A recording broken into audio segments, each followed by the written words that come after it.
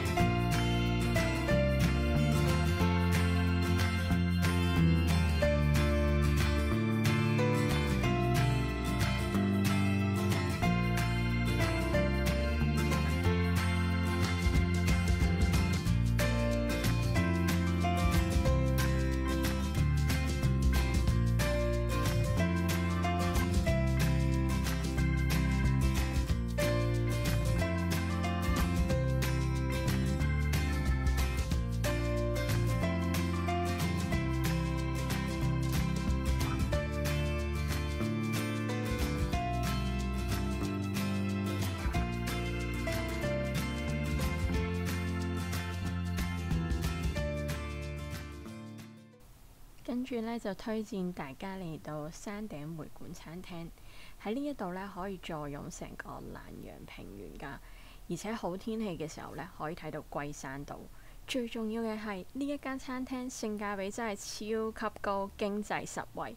每個人咧只需要大概800蚊台紙就可以食到咁豐富嘅海鮮同埋鹹豬手等等嘅餐啦，非常之豐富，值得大家嚟㗎。这道厉害了，各位。来喽！这道厉害了，这道叫做